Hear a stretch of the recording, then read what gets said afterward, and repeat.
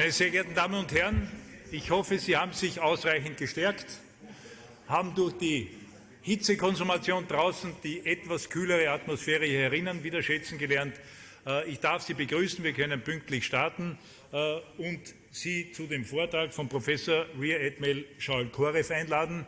Ein großer Stratege, wie alle Herren, die Professor Schüftern mir vorschlägt, ein Praktiker, ein Theoretiker, jemand, der auch aus der Marine kommt, daher unser Anliegen, den maritimen Aspekt der Strategie, wie auch die Global Commons insgesamt in den Zusammenhang, ins Bild der Strategie zu stellen und im wahrsten Sinne des Wortes eine Teilstreitkraft und bereichsübergreifende Gesamtstrategie anzubieten. Herr Professor, darf ich Sie höflich um Ihren Vortrag ersuchen?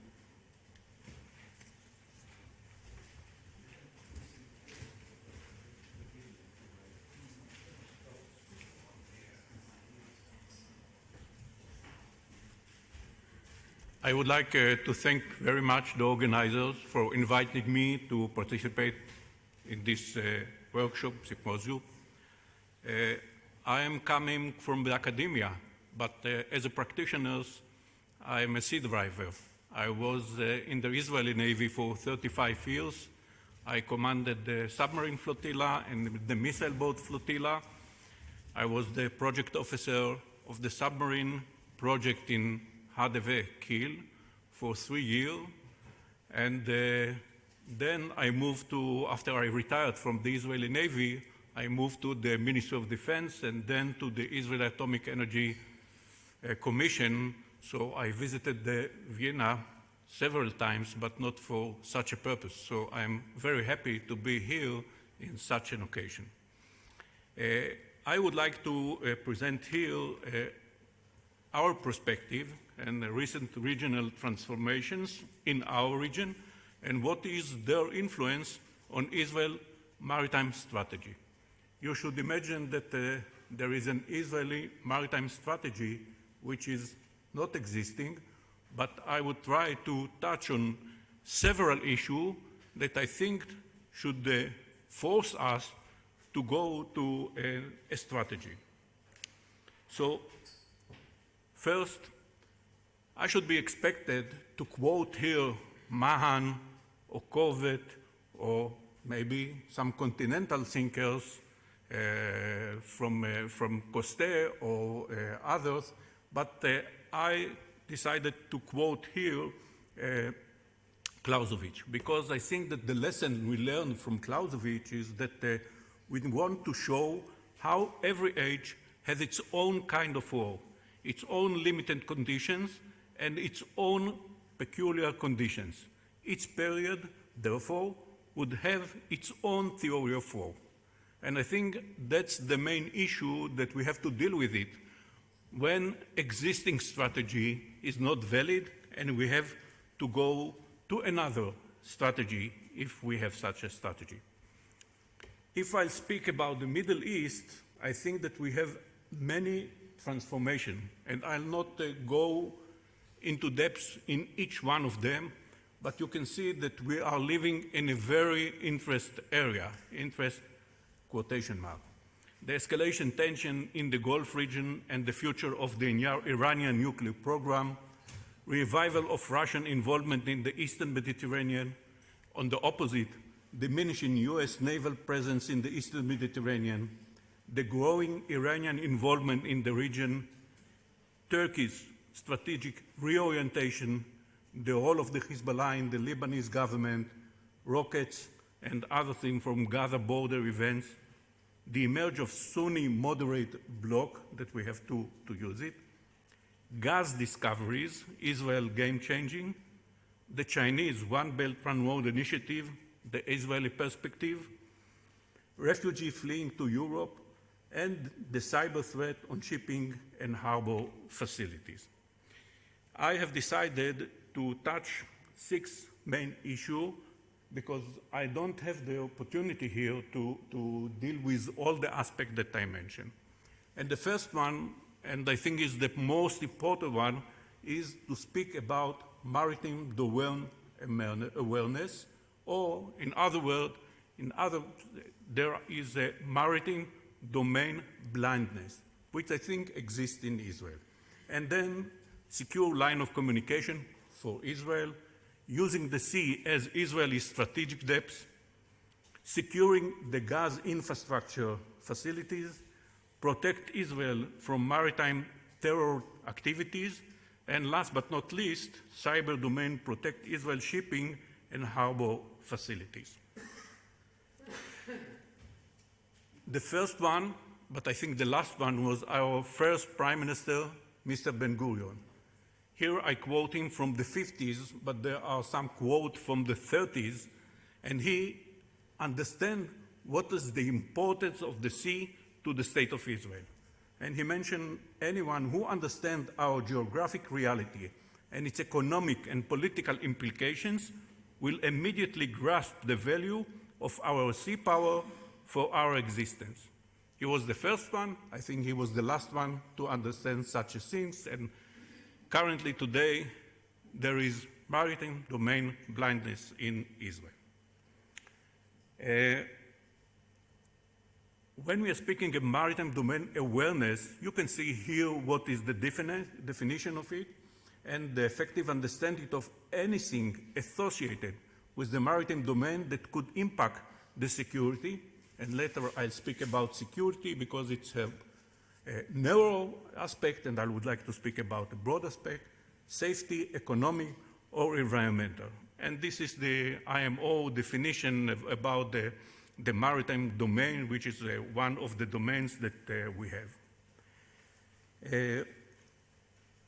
First of all, I would like to speak about the security aspect of maritime domain.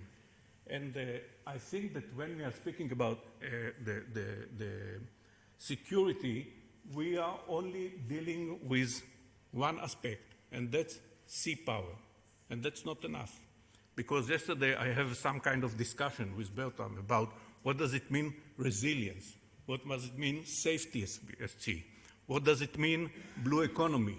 What does it mean refugees? What does it mean many other things? And I think that we are touching only one aspect of this, and that's not enough. First, I have to mention that Israel's total reliance on sea trade, you can see it's 99%. When I live in Hamburg and I saw the traffic through Autobahn 7, trucks from Italy going to the Scandinavians and way back, there is an open border. Israel, the lion's share, more than 99% of its import-export by volume is going via sea. And yet, surprisingly, the maritime domain is almost absent from public discourse in Israel. That's what I try to mention, what I mentioned that when we are speaking about security matrix, we limited ourselves only to the sea power. And you see that the term maritime security encompasses more than the military aspect. Unusually, when talking about maritime security, we focus on the sea power aspect of it, which is wrong. When Israel got the exclusive economic zone, we gained an area which is more than the size of Israel prior to the 6 Days War. And the problem is that we have only 195 kilometers shore long, and in all this area, we are dancing all the activities that you can see here in these diagrams. So it's a problem what we have here, even though we gain a lot of through the EEZ in this Mediterranean. In order to get some kind of recognition for the public, we try to reach our president.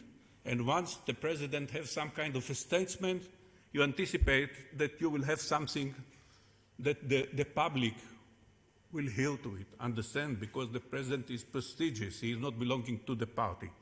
And he mentioned it very nice. He appreciates our activities in the center in the University of Haifa. I am heading a center in the University of Haifa, and I am also teaching in the International Relations Department.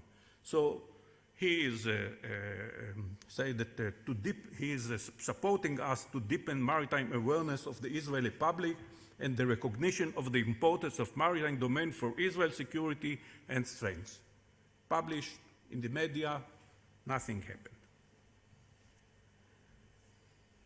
Our position is also, we are a link between the Red Sea and the Mediterranean.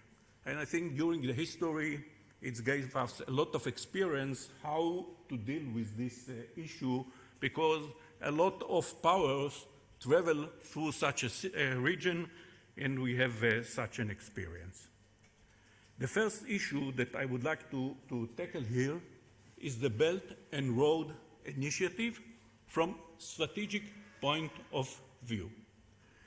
Relations between China and Israel have expanded dramatically, especially in the economic field. Israel is a high-tech country. China wants to utilize it. It pays money for it, and sometimes we neglected the national aspect of such things. Israel was invited to participate in the Belt and Road Initiative. Israel's potential is to connect the Indian Ocean and the Mediterranean, and China not modified its pro-Arab stance. Yesterday, it was mentioned that there was some kind of a contract that, to build the train in Jerusalem, and even though the Chinese won all the contract in Tel Aviv, they are not going to do it in Jerusalem. They forbid such a company. So what we have here is what is the Belt and Road Initiative. And China aid in financing and building ports around the world in the last decade. We should understand when President Xi mentioned about it, because usually people in Israel say, why are you afraid about it? It's not a strategic initiative. It's an economic business that we are doing with it. But look what he said. The idea, decision, and plans of military and civilian integration must be fully implemented in all fields of national economic and defense construction. His view, what is the Belt and Road Initiative? Not an economic. Once it's economic, then it's a military or defense. And we know what is we call it the Chinese cabbage other leaf system. So first, they identified where are the strategic location, dual use development model, notable Communist Party presence, not in Israel, significant financial control, limited transparency, unequal benefits, and then they proceed. So in our port, Haifa port, which is one of the two big ports, we have a problem with the unions, and we want to fight the unions and to bring in private entrepreneurs. So we have decided to give this contract to operate this harbor for 25 years. This harbor for the Sixth Fleet was home port.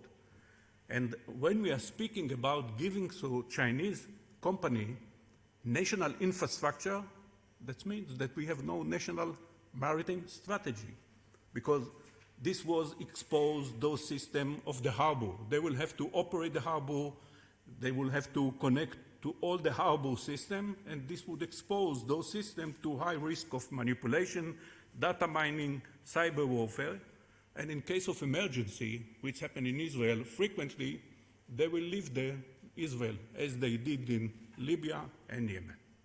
So what we mention here is that if a state don't have maritime domain awareness and don't have a strategy, it can fail in a pit hole like this, giving national infrastructure to Chinese company and not taking in consideration what does it mean.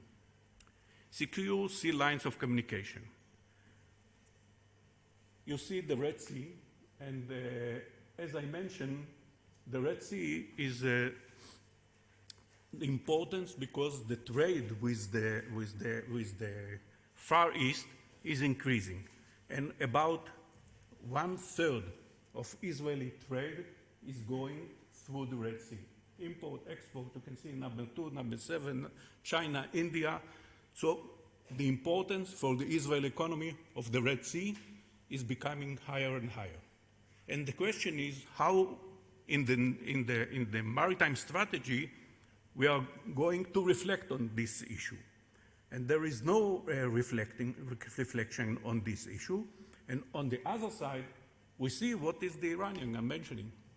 Iran needs distant bases, and it may become possible one day to have bases in the shore of Yemen or Syria. So you can see what is happening with the Houthis in the Bab el-Mandeb. And the Bab el-Mandeb, for us, is to secure line of communication. So one has to move the Navy from their conservative approach in the Mediterranean to tell them, look, you have additional mission. Additional mission not near Israel. It's far. It's more than 1,000 miles off Israel shores. The third issue that I would like to touch is using the sea as Israel's strategic depth. First, you can see here that Israel is covered from the north to the south by rockets. When you are coming to people in Israel, to families, they used to say, we are in a 20 seconds area. What does it mean, 20 seconds area? That you have 20 seconds to go to the shelter. We are living 10 seconds of and you can see what is Nasrallah mentioned. From Dimona to Rafael factory, Hezbollah targets the Lebanese terrorist organization, publish its list of targets for the next war against Israel. So when we are speaking about the sea and what we gain from the sea by the exclusive economic zone, and we see what is happening here with the density or average population density in Israel, most of the population is concentrating around the sea, and all our strategic infrastructure is exposed to this organization. So one should come with a strategy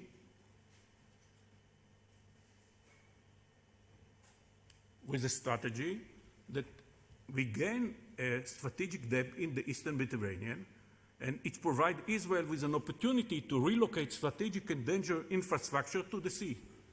Also dangerous, because if missile or rockets hits dangerous infrastructure, ammonia or other things, it can cause a chemical disaster to Israel.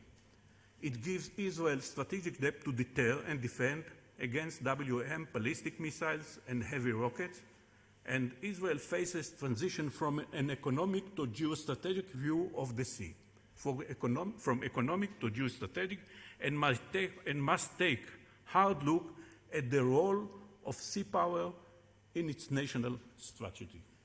So another issue that I touch, ingredients of national strategy.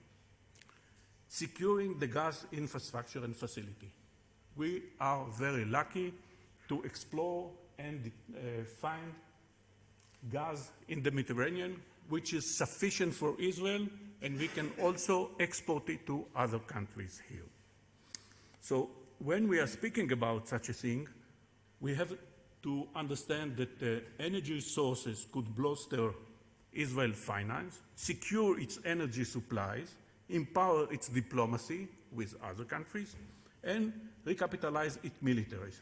But Israel's problem with neighboring country cannot be solved by gas export, because once it's come from Israel and we have to do it from third side, and gas can help strengthen existing relationships. We are exporting it to Jordan, we are exporting it to Egypt. Besides, we have to identify what are the threats. And it's a multi-dimension threat. You can't buy frigates and say, this is a solution. The solution is multi-dimensional, including this one that might be sabotage inside this facility. So to do this, you have to optimize the solution and do it through a strategic concept. For instance, we have to prevention of assault, active protection of vital installation like the Iron Dome, redundancy of infrastructure elements, and the event of damage, mitigation and incursion activity to minimize expected damages. Another issue that I think that we have to deal with it is protect Israel from maritime terror activities. I think that it's first, we have here a map, and we have to understand that terrorist activity is not only in one domain, it's in two domains. The first one in the maritime domain, the second one in the cyber domain. Recognize what happened in NotPetya, the assault of the Russia against Ukraine. Who was affected by it? Not only the Ukraine.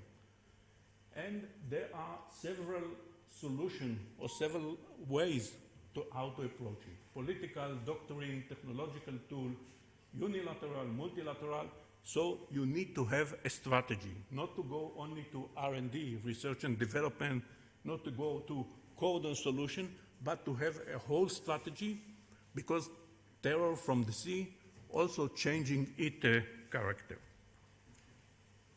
For instance, you can see here in the picture from Gaza Strip, they have a very good naval commando, and they are infiltrating Israel. So you have to erect here sea barrier to protect Israel from doing it, and also the vital infrastructure. And it should go along with a comprehensive operational concept that will also include protection of adjacent vital marine infrastructure. So that's terror, but when you are speaking about terror, you should mention also that when you have to do some blockade on Gaza Strip, you don't have to fall into the trap what happened to us in the Marmara event. Marmara event, we succeeded to embark on board the ship and to do all such things, but the problem were the media, the camera, the people who were injured, who were dead. So when I'm speaking about such a thing, I think that we have to understand that when we are speaking about war on terrorism, a new war, the 21st century revolution of information technology, and I think that in the morning I heard somebody touch on this issue, and globalization, age of the diversity, transparency, and connectivity, we are dealing with this space, media space. And when we are dealing with this space, we have to understand that main characteristic is from warfare to image warfare. It's not a warfare. We succeeded to assault the Marmara, but the image warfare, we failed. Theater of terror is actors, spectators, camera as weapons. Reverse asymmetry, changing in the image of weak and strong, and the formation of a new domain, the cyber domain. Last but not least is the cyber domain, and I think that once we are fully dependent on the sea and rely on the sea trade, the rise in the volume of the global trade, the growing reliance on computation expose Israel's shipping and harbor to cyber attacks. When I studied in the nautical school, we used to deal everything by calculation. There were table 214, 249, sextant. We know how to load ship, how to do everything. Today, you are doing nothing. Everything is controlled by computers. You can enter the ship when you are repairing the generators via some of its, let's say, sensors.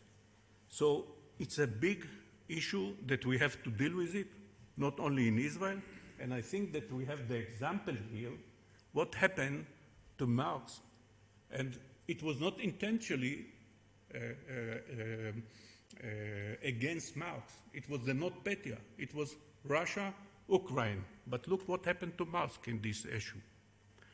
So when we are dealing with cyber, and I think that we have to understand that we are facing a new area, cyber domain, and the fighting in this domain, and I would like to go to a final remark, Dr. Conclusion.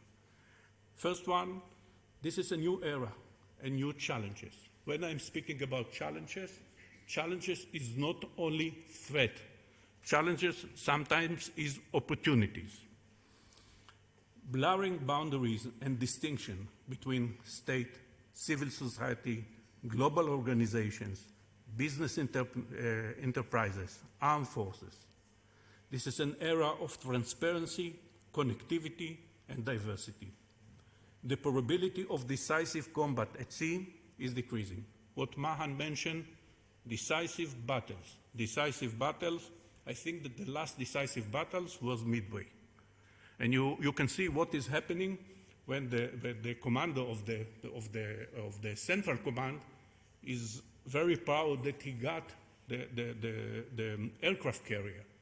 But look who is doing the war there. Not the aircraft carrier. It might be for power projection. But when we are speaking about decisive battle, and usually admirals trying to build the navy for the last war. We have to understand the probability of decisive combat at sea is decreasing. More probable scenarios for littoral, asymmetric, and hybrid warfare at sea. What we see in the Persian Gulf, asymmetric, sometimes hybrid. You can't identify that the people who are doing this activity belong to a state, to a Iraq state. Maybe they are proxies.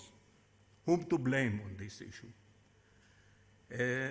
And there is an increase in the Navy constabulary and bagging missions. Waging war is not number one occupation of the Navy. This is cyber domain distinguish no borders and evolve fast pace. So the concluding remarks is,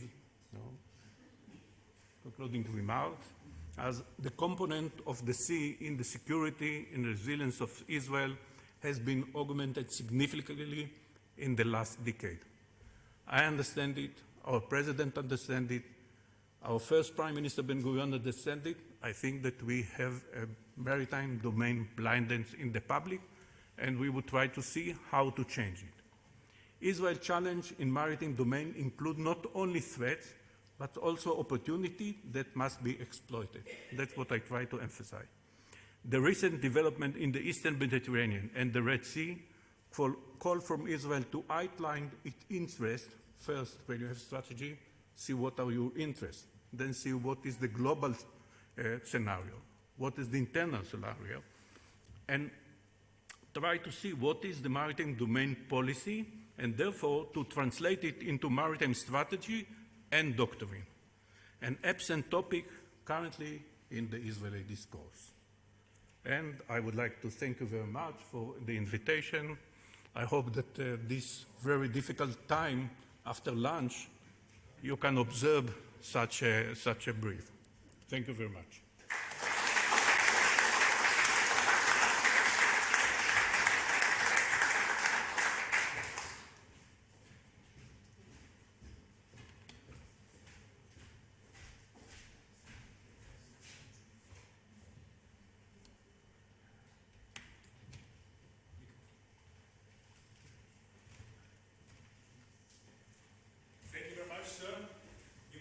Absolutely well to convince our people, even after lunch. It was perfect. He gave us a lecture about real strategy, strategy that is opposed to an opposing will of an enemy, of a challenge that is it had for Israel. And it was absolutely convincing and very telling what you told us. And what convinced me much was we had in the last conference we discussed about narratives, and we had one narrative, the Chinese project of the Silk Road, and we were discussing about the narrative effect of the Chinese making, according to Thucydides' trap, believe the West that is a kind of a cultural, multicultural project which is for the benefit of all, especially for Europe and so on.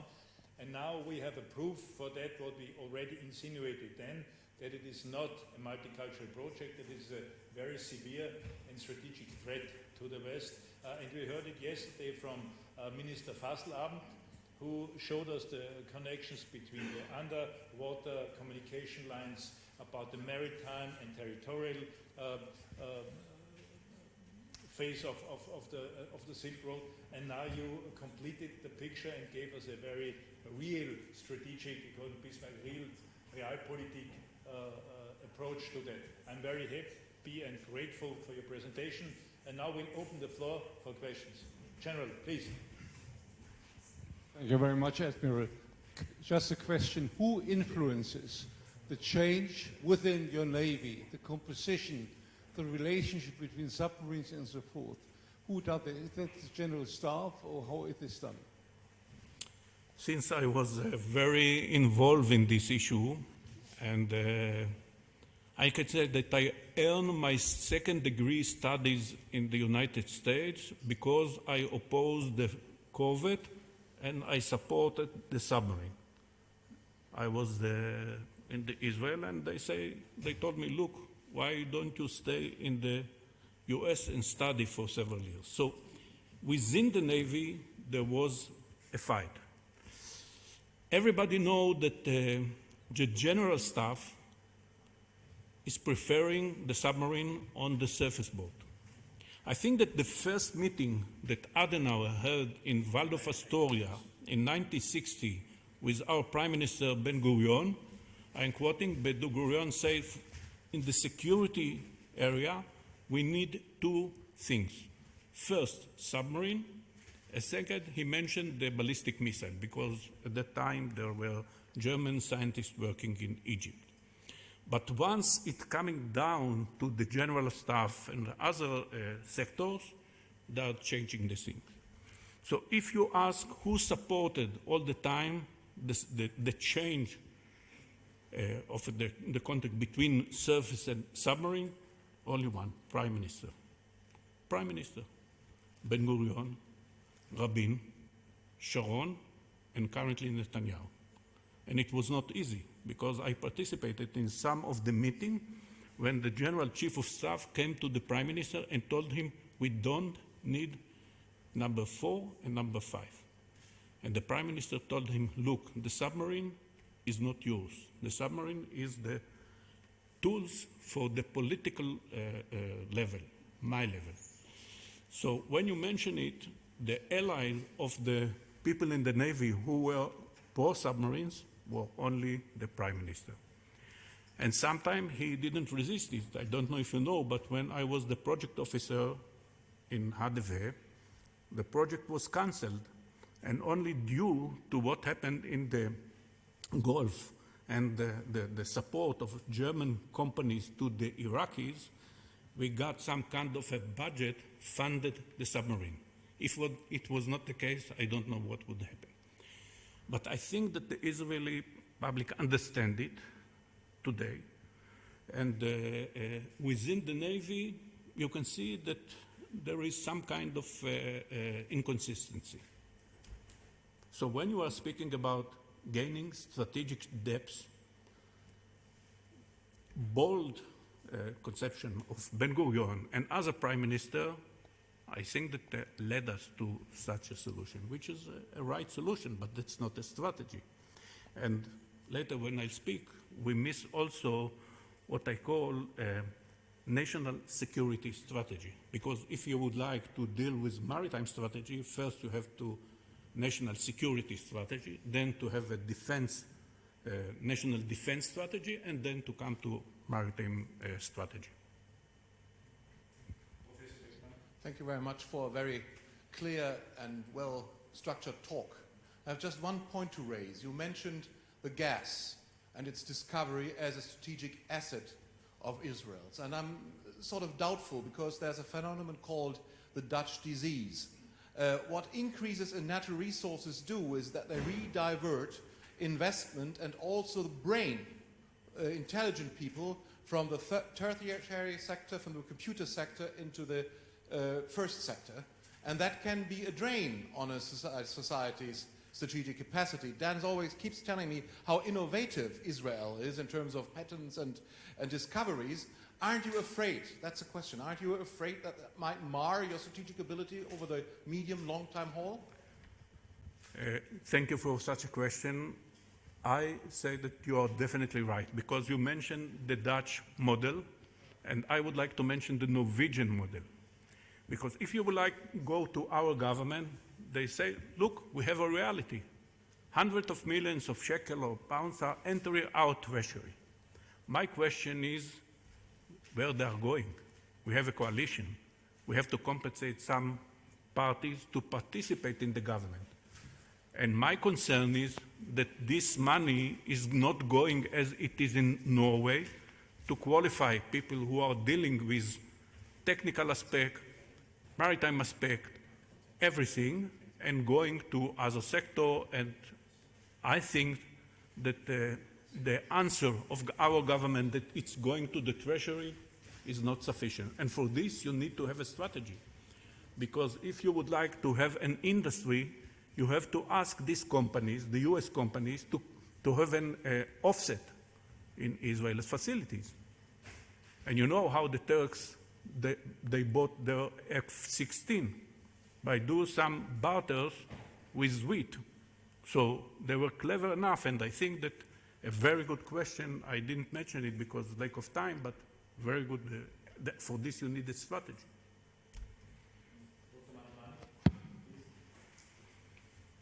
I'm from a country that has no clear notion of what maritime strategy entails, Switzerland.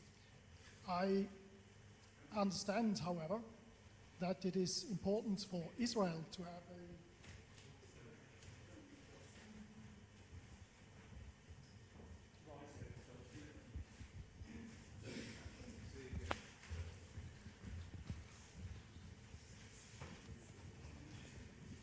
I fully understand. I think that it is important for Israel to have a maritime strategy which means securing your sea lines of communication. I wonder, however, what is wrong if China does the same, secure the Silk Road by military means. After all, whatever they do in international waters, they are fully entitled to under international law, and in case they deploy military means in Israeli national waters, including the port of Haifa, then it's fully up to you to decide what is okay and what not. So where is the problem with China securing its slogs? First of all, I think that there were some degrees of China involvement. The first one can be to construct the port. There will be people who will tell you that they will mine all the cyber and communication, but look, when we are speaking about national infrastructure in Israel, that in case of rocket attacks, you will have to provide Israel with very sensitive import. And when you have the example, what happened to them in Libya, when there was some kind of threat to them, they came with the Chinese Navy and evacuated from Libya, from Yemen. So I am not speaking from the American point of view, which is valid to us because our most close ally is the US.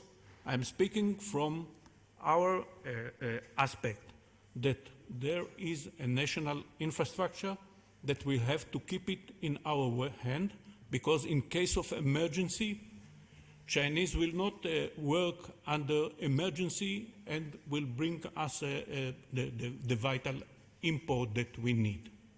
And I think that our leader understood it better than we understand it. I don't know if you know what happened in Tel Aviv and Jaffa. Jaffa was the port, and in the 36 big Arab rebel, they boycott the Jewish export. And people came to Ben Gurion, and at that time, the oranges export was the main export of Israel. They came to Ben Gurion, and he said, we will build a new harbor in Tel Aviv.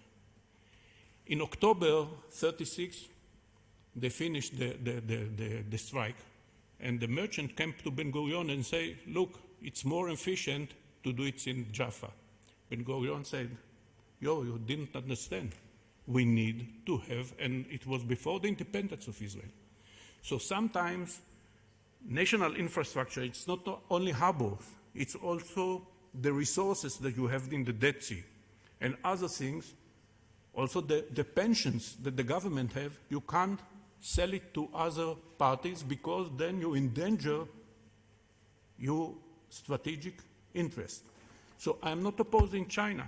And I think that we have to keep them in our economy because they are bringing money, even though we have a deficit of about $3 billion, and we have to know how to regulate what they are doing in Israel. What I am saying that a state should consider what is its national interest, national infrastructure. And we have an example in Haifa port that a private entrepreneur operates part of the port very efficiently. Thank you very much, sir. Thank you very much for your brilliant presentation, for the very competent and concise way how you answered the questions. Thank you for your questions. I think we can give Professor CHOREV a very big hand for all this. Thank you.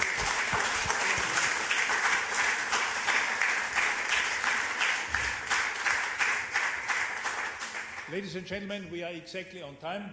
I would kindly ask you to have a leg stretch. Now I can say leg stretch. I avoided it in my German way and replaced it by Beinstrecker. Now in English it is legitimate to say leg stretch and not zeitgeistig. And therefore I would kindly ask you to have a short break, be on time in 1440, ready for the presentation of General Kujat, which we will enjoy for that time. Thank you very much.